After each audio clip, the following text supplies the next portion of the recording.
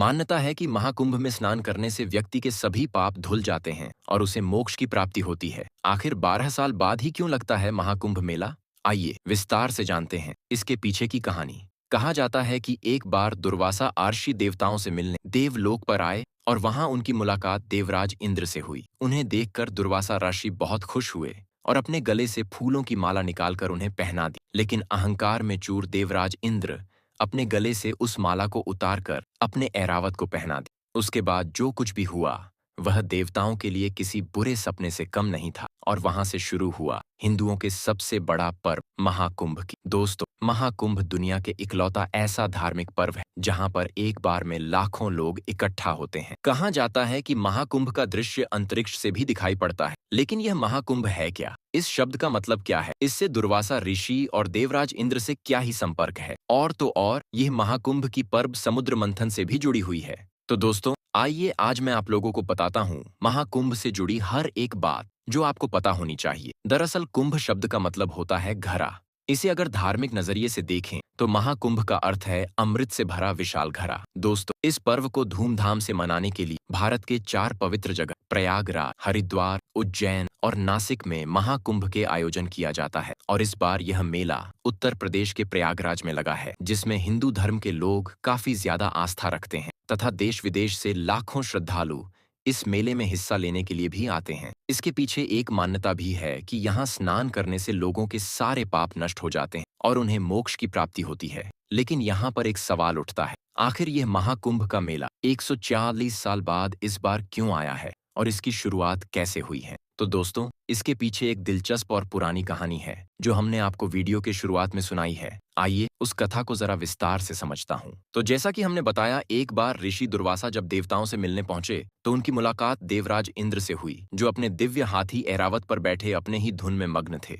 इंद्रदेव को देख दुर्वासा ऋषि काफी खुश हुए और अपने गले से फूलों की एक माल निकालकर उन्हें पहना दिया। लेकिन अहंकार में डूबे इंद्रदेव ने वह माला अपने गले से निकालकर अपने ऐरावत के सुर पर रख दिया। अहंकार में चूर देवराज इंद्र को यह अंदाजा भी नहीं था कि उन्होंने कितनी बड़ी गलती कर दी है। ऐसे में यह गलती उन्हें और सारे देवताओं को काफी ज्यादा भारी पड़ने वाला है, क्योंकि देवराज इंद्र का साथी एक ऐरावत था। आखिर वो भी तो एक जानवर ही है। उसे कहाँ पता था कि ऋषि दुर्वासा कौन है और इस माला की क्या अहमियत है। उसने यह माला अपनी सुर से पकड़कर नीचे फेंक दिया और अपने पैरों से कुचलने भी लगा। ऋषि दुर्वासा वहीं पर खड़े थे और यह सब उनके नजरों के सामने हो रहा था, जिसे देखकर उन्हें काफी ज्यादा दुख हुआ और उनकी आंखों में क्रोध की ज्वाला धमक उठी। उन्होंने देवराज इंद्र को श्राप देते हुए कहा, इंद्र, तुम देवताओं को ज्यादा अहंकार हो गया है। जा, मैं तुझे श्राप देता हूँ कि जिसके अहंकार में चूर होकर तूने मेरा तिरस्कार किया है, तेरी सारी वह संपत्ति, ऐश्वर्य और साम्राज्य तुझसे छीन जाएगा। ऋषि दुर्वासा की यह श्राप सुनकर इंद्रदेव काफी भयभीत हो गए और उन्होंने ऋषि से माफ कर देने की गुहार भी लगाई। लेकिन ऋषि का यह श्राप बदल ही नहीं जा सकता था। फिर क्या ऋषि दुर्वासा के इस श्राप का असर जल्द ही देखने को मिला? श्राप की वजह से सभी देवता काफी कमजोर होते चले गए और इसका फायदा उठाया राक्षसों ने। उन्होंने देवताओं पर आक्रमण कर दिया और स्वर्ग तथा देवलोक पर कब्जा भी कर लिया। अब अपनी परिस्थिति लगातार खराब होती देख सभी देवताओं के बीच हड़कांप मच गया। अपना सब कुछ गवा देने के डर से देवराज इंद्र सहित सभी देवता भागे भागे ब्रह्मा जी के पास पहुंचे और सारी कहानी उन्हें बताई।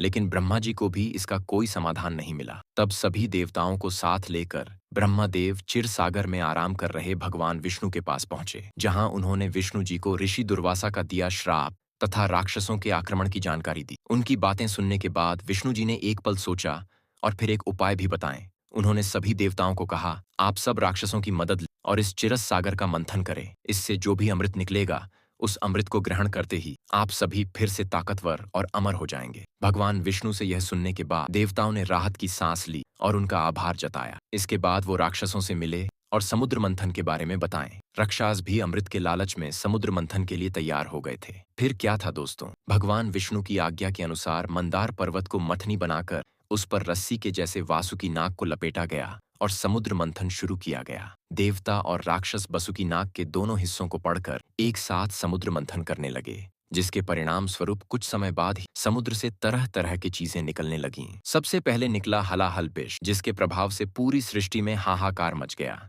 ऐसे में पूरी सृष्टि को इस संकट से उबारने के लिए स्वयं महादेव आगे आए और उन्होंने उस विष को अपने गले में धारण कर लिया था। इस विष के प्रभाव से उनके कंठ नीले पड़ गए। उसके बाद वह नीलकंठ के नाम से भी जाने जाते हैं। अब हलाहल विष के निवारण के बाद मंथन दोबारा से शुरू किया गया, जिससे पहले सुरभि गाय बाहर आई, इसके बाद उच्च श्रभ घोड़ा, फिर कस्तुक मणि, फिर लक्ष्मी जी और अंत में खुद आयुर्वेद के जनक माने जाने वाले भगवान धनवंतरी अमित का कुंभ यानी कलश लेकर बाहर आए। राक्षसों ने जब अमृत कुंभ को देखा तो उन्होंने उसे छीन कर वहां से भाग निकलना चाहे। इसी तरह देवताओं और राक्षसों के बीच तकरीबन 12 दिनों तक युद्ध चला। इस युद्ध के बीच इंद्र के पुत्र जयंत ने वो कुंभ लेकर भागना शुरू कर दिया। कहा जाता है कि उनके भागने के दौरान अमृत के कुछ बंदे धरती के 4 जगह पर नदी के किनारे गिरी, जिनमें प्रयागराज, हरिद्वार, उज्जैन और नासिक के नदी किनारे गिरी थी। तब से ही इन जगह को काफी ज्यादा पवित्र माना जाने लगा और इसके बाद से ही यहाँ कुंभ मेले का आयोजन शुरू हो गया। इसके बाद की कहानी तो आप सबको पता ही हो। दोस्तों, ये तो थी कुंभ मेले की उत्पत्ति की कहानी। अब समझते हैं कि कुंभ हर 12 साल के बाद ही क्यों आता है। इसका जवाब जानने के लिए हमें वापस से पीछे चलना होगा, जब देवताओं और राक्षसों के बीच युद्ध जारी था। देखिए, अमृत राक्षसों और देवताओं दोनों के लिए बहुत जरूरी था और दोनों ही पक्ष इसे हाल में पाना चाहते थे। इस वजह से दोनों के बीच 12 दिन तक युद्ध चला।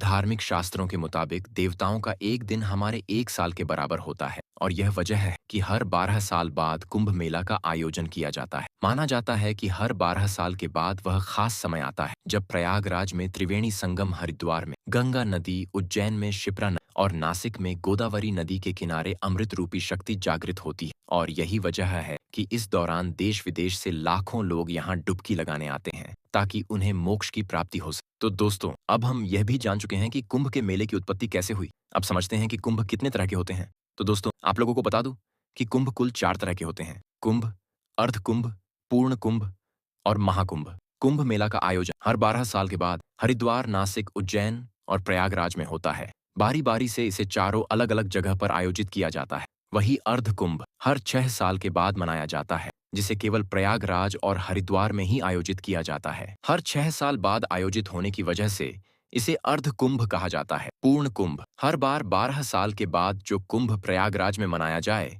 उसे पूर्ण कुंभ कहते हैं। प्रयागराज में मनाया जाने वाली कुंभ को बेहद शुभ माना जाता है। इसके अलावा सबसे आखिर में आता है महाकुंभ। यह मेला हर बार में कुंभ पर आयोजित किया जाता है, यानी हर बार में कुंभ के जब 12 आयोजन पूरे हो जाते हैं तब 144 वर्ष बाद आने वाला कुंभ महाकुंभ कहलाता है। यह महाकुंभ हमेशा प्रयागराज में ही आयोजित होता है। इस साल में 13 जनवरी से प्रयागराज में महाकुंभ मेले का आयोजन हो गया है, जो 144 वर्षों के बाद आयोजित किया गया है। यह महाकुंभ कुल 45 दिनों तक चलेगा, जो 26 फरवरी को महाशिवरात्रि के दिन समाप्त होगा। लेकिन अब सवाल उठता है कि महाकुंभ का आयोजन सिर्फ प्रयागराज में ही क्यों होता है? तो इसके पीछे कई मान्यताएं छिपी ही। प्रयागराज को धार्मिक दृष्टि से काफी ज्यादा महत्वपूर्ण माना जाता है। यहाँ गंगा, यमुना और सरस्वती नदी का संगम होता है, जिसे त्रिवेणी संगम के नाम से जाना जाता है। अब भले ही सरस्वती नदी सतह से विलुप्त हो गई है, लेकिन धरातल स्तर पर यह आज भी बहती है। इसके अलावा माना जाता है कि प्रयागराज कलयुग के समय को दर्शाता है कि इसके अंत में अभी कितना समय और बचा है। इसलिए मान्यता है कि जो भी यहाँ महाकुंभ के दौरान स्नान करता है